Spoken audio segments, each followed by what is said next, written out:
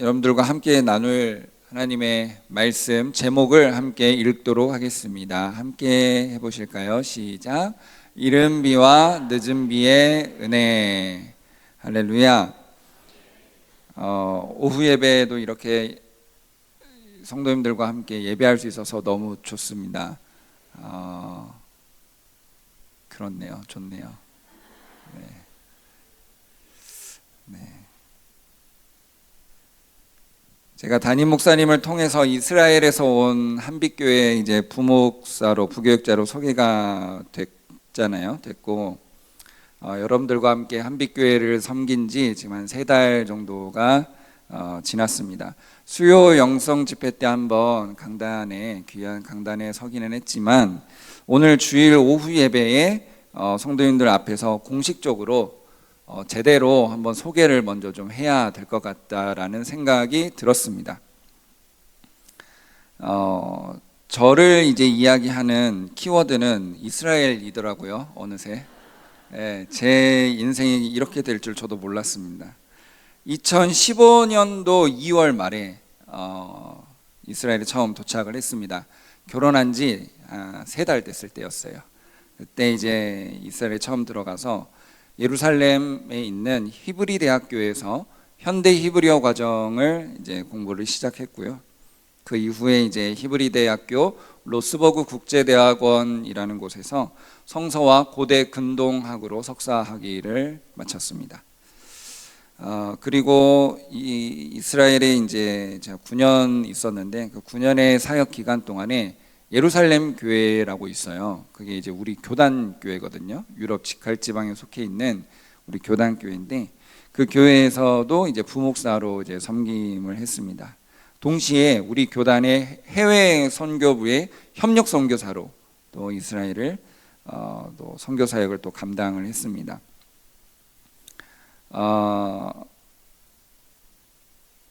우리 이제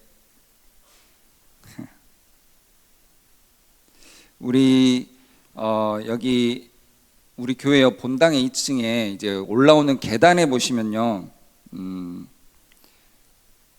눈썰미 있으신 분들 알겠지만 2022년도 해외 선교사 현황이 있어요. 네, 해외 선교사 현황이 있는데 거기 지도에 두 번째 사진이요, 이스라엘 보면 제 이름이 올라가 있습니다. 한빛교회가 저를 위해서 기도를 해주고 계셨더라고요. 그런 의미에서 노래 가사말처럼 우리의 만남은 우연이 아니야. 하나님의 필연인 줄로 믿습니다. 하나님의 계획하심과 인도하심으로 우리가 함께 만난 줄로 믿습니다. 또 이스라엘에서는 함께 사역하시는 이제 우리 선교사님들과 함께 현지 법인인 한이 동아리라는 것을 이제 제가 만들었어요. 한국과 이스라엘 동아리다, 이렇게 해서 한이 동아리를 만들어서 문화사역을 중심으로 선교사역을 펼쳤습니다. 유대인들뿐만 아니라 팔레스타인들, 나아가서 이방인들까지 에베소서 2장 15절 16절에 나와 있는 것처럼 서로 한 세 사람이 한 몸을 이루어서 예수 그리스도를 통하여서 한 몸을 이루어 한 세 사람이 되게 하자라는 목표를 가지고 선교사역을 잘 감당하고 있었습니다. 그렇게 사역하던 중에 지금도 계속되고 있는 이스라엘과 하마스 간의 전쟁의 위험과 그 어려움으로 인해서 귀국하게 되었습니다. 하나님의 인도하심으로 사랑하는 김진호 담임 목사를 만나게 되고 그리스도의 몸된 교회인 한빛교회를 섬기게 되었습니다. 아멘이십니까? 제 인생의 20대 후반과 30대 중후반까지를 이스라엘에서 모두 보냈습니다. 아까 서두에 말씀드린 것처럼 저를 소개하는 키워드가 이스라엘이 될 줄은 정말 상상도 못했습니다. 이스라엘 백성들은 출애굽을 하죠. 출애굽을 해서 어디로 가죠? 젖과 꿀이 흐르는 땅, 가나안 땅으로, 이스라엘로 가는데 저는 젖과 꿀을 뒤로 하고 이스라엘에서 한국으로 왔습니다. 한국에 와보니까 한국 젖과 꿀이 더 맛있더라고요. 이 모든 것이 하나님의 은혜인 줄로 믿습니다. 아브라함처럼 갈 바를 알지 못하고 나아가는 인생이었습니다. 그러나 그 가운데 구름기둥과 불기둥의 인도가 있었음을 고백합니다.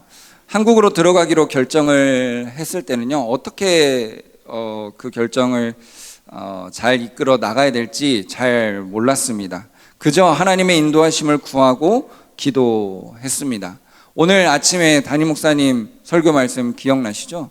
야곱과 레아나 라헬이 자기가 이제 자기의 길을 개척해 나가려고 애쓰고 힘쓰고 어떻게 해보려고 했지만은 결국에는 하나님의 은혜와 하나님의 섭리가 아니고서는 그의 길이 아니게 된다는 것입니다. 하나님께서 인도해 주셔야 될 줄로 믿습니다. 우리의 인생의 길은 하나님의 섭리로만 이끌어 갑니다. 할렐루야. 저도 마찬가지로 하나님께서 한국으로 보내시는 그 확신과 응답과 약속을 붙잡고 준비할 뿐이었습니다. 아마 출애굽한 이스라엘 백성들도 마찬가지였을 거라고 생각을 합니다. 출애굽한 이스라엘은 가나안으로 나아갈 때요, 약속의 땅이라는 약속만 믿고 출애굽을 했습니다. 그 땅이 어떻게 생겼는지는 기억이 이제 나질 않았던 거예요. 굉장한 많은 시간이 흘렀기 때문입니다.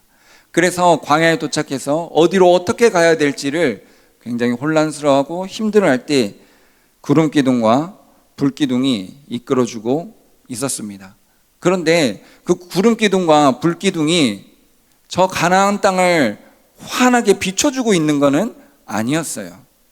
그저 그냥 그 광야에서 해가 너무 뜨거우면은 구름기둥 밑에서 쉬었다 가고, 밤에 너무 추우면은 불기둥에 의지해서 따뜻하게 지내고, 그렇게 하루 이틀, 사흘, 나흘, 40년을 지나고 나니까 가나안 땅 앞에 지금 도달하게 된 거였어요.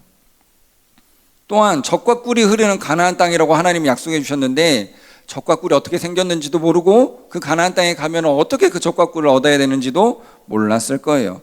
진짜 어떤지는 잘 몰랐을 겁니다. 갖은 고생 끝에 출애굽한 이스라엘 민족이 40년의 광야 생활을 마치고 드디어 가나안 땅으로 이제 들어갑니다. 근데 여러분, 말이 40년이지 출애굽한 1세대들은 다 죽었잖아요. 다 죽었고 광야에서 태어난 이제 세대들과 출애굽 1세대 중에서 여호수아와 갈렙만 남았습니다.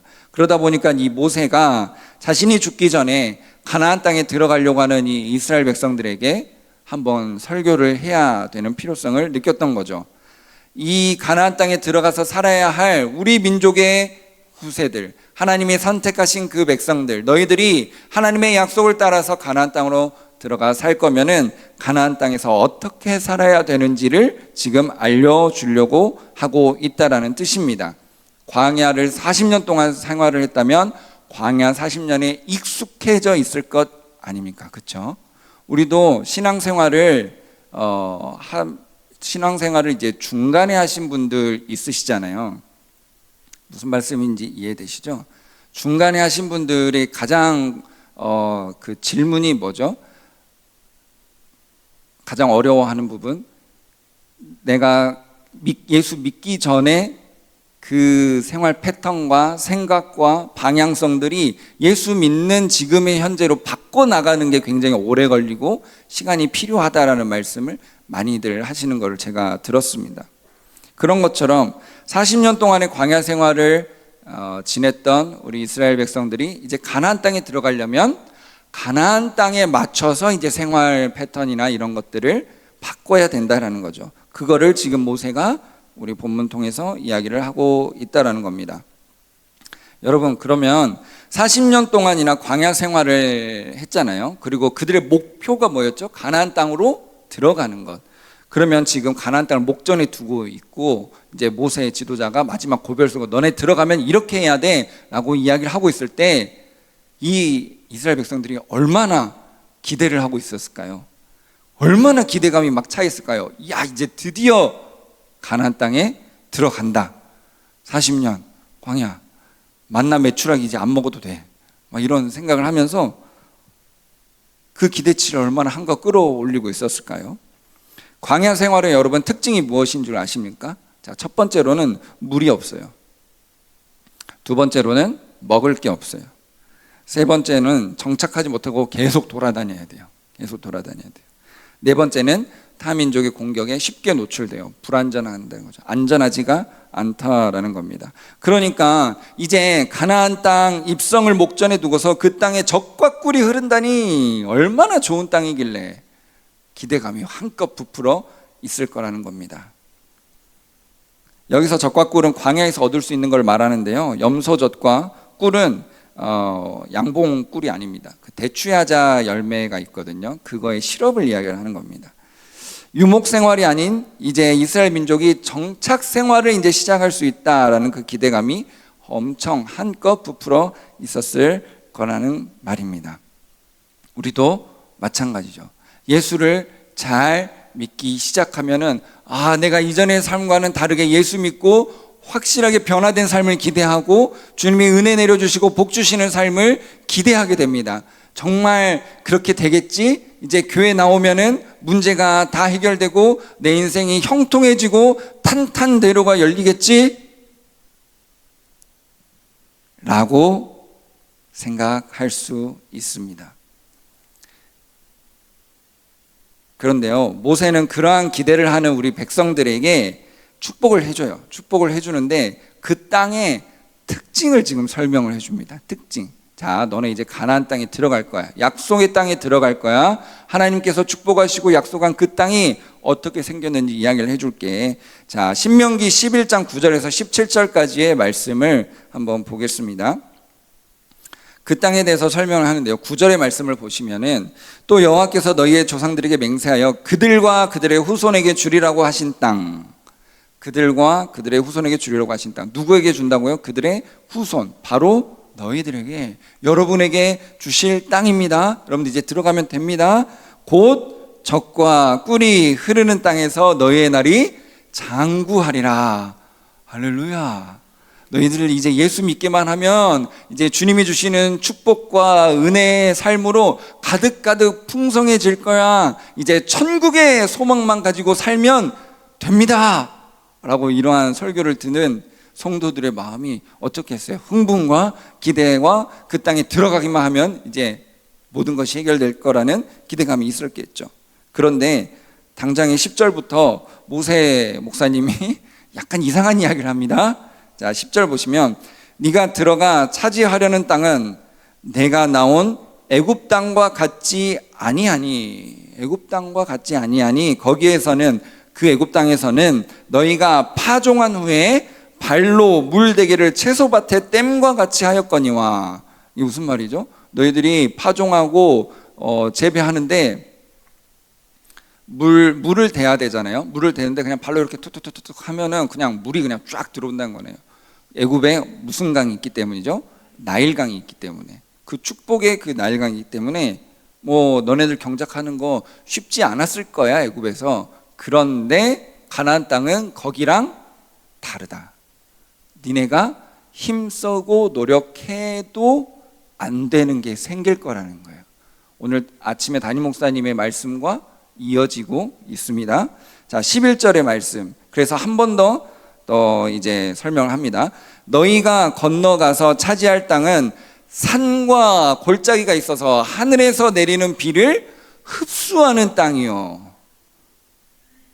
여러분, 밭이나 논에다가 물을 대야 되잖아요. 그런데 땅이 물을 다 먹어버려가지고 지하수로 다 흘러가고 땅에 다시 비 내렸다가 다시 땅이 건조해지는 게 너무 빠르다는 거예요. 그러면은 경작을 제대로 할 수 있을까요? 없을까요? 없죠. 할 수 없는 땅이라는 거예요. 가서 정착하고 경작하고 이제 그 땅의 소산을 먹을 생각에 기쁨에 차 있는데 모세 목사님이 이런 이야기를 하는 거예요. 너네 거기 들어가서 그렇게 경작하려고 애써봤자 하늘에서 내리는 비를 땅이 다 흡수해 버릴 거야. 그리고 12절의 말씀에 아주 충격적인 말씀이 나옵니다. 함께 읽겠습니다. 12절의 말씀 시작. 내 하나님 여호와께서 돌보아 주시는 땅이라 연초부터 연말까지 내 하나님 여호와의 눈이 항상 그 위에 있느니라. 아멘. 할렐루야. 이 땅이 무슨 땅이라고요? 여호와께서 돌보아 주시는 땅이다. 그 땅에 들어가서 너가 힘쓰고 애써서 경작하려고 하겠지만은 그 땅에 주인과 그 땅을 들어가게 하시는 하나님이 누구다? 나다, 하나님이다. 그리고 그 하나님이 그 땅을 돌보아 주시고 계신다라는 말입니다. 그래서 모세가 다시 한번 권면을 합니다. 13절, 내가 오늘 너희에게 명하는 내 명령을 너희가 만일 청종하고 너희의 하나님 여호와를 사랑하여 마음을 다하고 뜻을 다하여 섬기면, 조건절입니다. 섬기면, 그렇게 하면 14절, 여호와께서 너희의 땅에 이른 비와 늦은 비를 적당한 때에 내리시리니 너희가 곡식과 포도주와 기름을 얻을 것이요. 아멘. 하나님께서 이른 비와 늦은 비를 적당한 때에 내려주셔야 그 땅에 소산이 나온다는 뜻입니다. 할렐루야. 그 땅이 좋아 보였어요. 그 땅에 가면 이제 정착할 거예요. 그 땅에 가서 이제 내가 경작하고 내가 힘쓰고 내가 파종하면은 잘 되겠지라고 생각할 수 있지만, 그곳에서도 하나님께서 돌보아 주시지 아니한다면은 그 땅에서 얻을 것이 아무것도 없다라는 뜻입니다. 하나님이 지켜주셔야 합니다. 하나님의 복을 기대해야 합니다. 그리고 15절, 16절, 17절의 말씀을 보면은 그렇게 하지 않으면, 너희가 마음을 다하고 사랑하고 마음을 다하고 뜻을 다하여 주님을 섬기면은 하나님께서 너희 땅에 이른 비와 늦은 비를 내려주셔서 너희가 잘 살게 될 거지만은, 그렇지 않으면, 15절, 16절, 17절, 그렇지 않으면은 17절의 말씀, 여호와께서 너에게 진노하사 하늘을 닫아 비를 내리지 아니하여 땅이 소산을 내지 않게 하심으로 너희가 여호와께서 주신 땅은 여전히 아름다운 땅인데 어떻게 돼요? 속히 멸망할까 하노라. 그래서 여러분, 이 이른 비와 늦은 비의 은혜가 우리의 신앙생활에 너무나도 중요합니다. 이스라엘의 우기는 10월 말에서 11월에 시작이 됩니다. 그리고요, 초겨울 비처럼 그 으슬으슬한 기운이 돌기 시작할 때, 그때 비가 내리기 시작하거든요. 그때가 이른 비예요. 그때가 10월 말쯤, 11월 초쯤.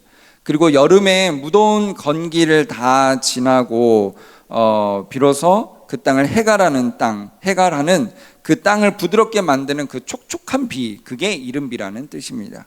그리고 겨울 내에 몇 차례 비가 오고 난 뒤에 지금이죠, 3, 4월쯤에 마지막으로 비가 한 번 내려요. 여름 딱 들어가기 전에 마지막으로 지금 이때 비가 한 번 딱 내리는 게, 그게 늦은 비예요. 이른 비는 10월에서 11월경에 내리는 비고, 비가 내리고 2, 3주가 지나면 마른 땅을 적셔서 씨를 뿌리고 경작할 수 있게 됩니다. 늦은 비는 3, 4월경에 내려서 농작물이 알차게 결실하도록 도와주는 비, 축복의 비라고도 했습니다. 지금 비가 내려주면요, 지금 광야에 나가면은 굉장히 푸릇푸릇 파릇파릇한 모습을 볼 수가 있어요. 광야 사진을 한번 볼까요? 굉장히 푸르른 모습을 볼 수가 있습니다. 정말 젖과 꿀이 많이 흐르고 있어요. 그리고 저 사이사이 계곡에 보면요, 얼마나 물이 생명력 있게 철철 흐르는지 들어가서 막 수영하고 싶어요. 제 눈에만 보여요? 사진과 설명이 지금 맞지가 않죠? 여러분, 이 이스라엘 땅이 이래요. 이런데 물론 다 저렇진 않습니다. 전 국도가 저렇진 않고 일부 이렇게 광야 쪽이 저렇게 되는데, 근데요 여러분, 광야와 사막의 차이가 있어요. 광야와 사막의 차이가 있는데, 광야는 돌이고 사막은 모래예요. 사막은 모래인데, 광야에는 생명이 있고 사막에는 생명이 없습니다. 이게 무슨 말이냐면, 저 광야에 비가 내리잖아요. 그러면은 다 메말라 있고 죽어 있는 땅 같은데 생명이 돋아나기 시작합니다. 어떻게요? 이렇게. 다음 사진. 광야인데 푸르러요. 그냥 지금 시기예요. 지금 3, 4월. 그리고 꽃이 막 펼쳐지는데, 저기 오른쪽에 조금 더 가까이 가보면은 이제 저렇게 꽃이 있는 걸 볼 수 있어요. 빨간 꽃, 노란 꽃인데, 노란 꽃은 주로 유채꽃이 이렇게 많이 펴 있다라고 이야기를 하시는데, 겨자꽃을 이야기를 하고, 그 다음에 저 빨간 꽃은 들에 핀 백합화를 보라 할 때 그 꽃인데, 백합은 아니고 이제 아네모네를 이야기를 하는데 개양귀비 꽃이다 이렇게 이야기를 하기도 합니다. 봄에 볼 수 있는, 광야에서 볼 수 있는 들꽃들이에요. 그리고 또 보겠습니다. 수영하고 싶으신가요 이제? 폭포가 있어요. 광야에 가보면 오아시스가 있고요. 이른 비와 늦은 비가 잘 내리잖아요. 그러면 죽어 있는 것 같았던 그 땅에 생명이 움직입니다. 하나님의 은혜가 이렇게 내리면요, 광야와 같은 곳에 생명이 돋아나는 줄로 믿습니다. 하나님의 은혜와 하나님의 사랑은 죽어 있는 것 같은 그 생명을 일으켜 세우는 줄로 믿습니다. 내 힘으로 하려고 하고 내 능력으로 해보려고 했을 때 안 됐을 때 하나님의 능력이 그 안에 임하면, 하나님의 섭리가 우리 인생의 길에 작동하기 시작하면 그 길이 하나님께서 허락하신 형통의 길인 줄로 믿습니다. 그래서 이 말은 무슨 말이냐면요, 너네가 40년 동안 광야 돌아다니면서 배고팠잖아. 만나와 메추라기를 하나님께서 하늘에서 내려주셨죠. 그래서 이 이스라엘 백성들은 매일매일 어떻게 했을까요? 하늘만 쳐다봤겠죠. 만나, 메추라기 언제 날라오지? 제일 통통한 놈 내가 잡아서 치킨 해 먹어야 되는데, 막 이렇게 했을 거 아니에요. 근데 이제 가나안 땅에 들어가면은, 성경에도 나오죠. 가나안 땅에 딱 들어가자마자 만나와 메추라기가 그쳤다. 그리고 그 땅의 소산을 먹었다라고 기록이 되어 있어요. 그러면 이제 이스라엘 백성들이 뭘 해야 되죠? 땅의 소산을 얻기 위해서 땅을 바라봐야 돼요. 경작을 해야 돼요. 그런데 오늘 모세는 뭐라고 이야기하고 있죠? 하나님께서 이른 비와 늦은 비를 적당한 때에 내려주지 않으면 땅의 소산을 얻지 못할 것이다. 그래서 약속의 땅 가나안 땅에 들어가서 다 끝난 게 아니라는 거예요. 거기서도 하늘을 바라봐야 될 줄로 믿습니다. 예수 믿었다고 구원받았다고 끝난 거 아닙니다. 계속해서 하늘을 바라봐야 될 줄로 믿습니다. 착각하면 안 되는 거예요. 이제는 은혜 없이 내 힘으로 이 땅 잘 경작하고 거기서 다 먹을 수 있겠지라고 착각하면은 하나님의 은혜의 비, 이른 비와 늦은 비의 그 은혜를 체험하지 못하면 여전히 광야 생활을 계속해서 하고 있다라는 뜻입니다. 이른 비와 늦은 비를 때에 맞춰 내려주시는 하나님의 은혜가 없으면 가나안 땅이 될 수가 없습니다. 그 땅이 거룩하고 그 땅이 젖과 꿀이 흐르는 것이 아니라 그렇게 만드시는 하나님이 계시기에 그 땅이 약속의 가나안 땅이 되는 줄로 믿습니다. 우리의 삶 역시 하늘을 바라보는 삶이 되어야 할 줄로 믿습니다. 내 힘으로 살 수 있다고요? 아니요. 내 힘으로 살 수 있다고요? 아니요. 내 힘으로 세상을 살아가는 것이 아니라 하늘의 은혜를 기다리고 구하며 살아가는 우리의 삶. 우리 아침에 담임 목사님 말씀하셨던 것처럼 하나님의 섭리로 우리 인생의 길이 펼쳐진다라는 겁니다. 그래서요, 신자의 삶은 이른 비와 늦은 비의 은혜를 구하며 사는 삶입니다. 여러분, 이런 표현이 있죠. 저 지금 제 인생이 광야 같아요. 나 지금 광야를 걷고 있어요. 실제 광야 걸어보셨나요? 실제 광야 걸어보니까요, 여러분, 이스라엘 백성들이 출애굽하고 홍해 딱 건너잖아요. 그리고 하나님을 출애굽기 15장에서 엄청 찬양해요. 저 마병과 애굽의 저 군대를 저 홍해 바다 속에 빠뜨리신 주님을 찬양합니다. 할렐루야. 그런데 그 15장 끝나기도 전에, 16장 넘어가기도 전에 바로 불평불만이 튀어나와요. 광야에 들어가서 3일길 걸었더니, 아까 광야 특징이 뭐라고? 1번이 뭐라고요? 물이 없어요. 물 없어가지고 바로 불평불만합니다.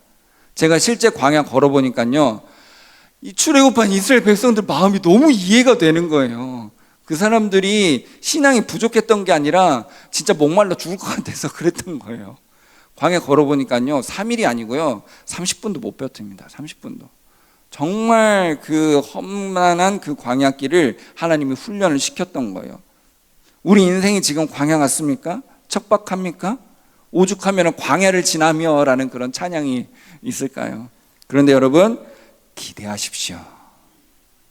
그 광야에 하늘에서 적당한 때에 이른 비와 늦은 비를 주님께서 내려주실 것입니다.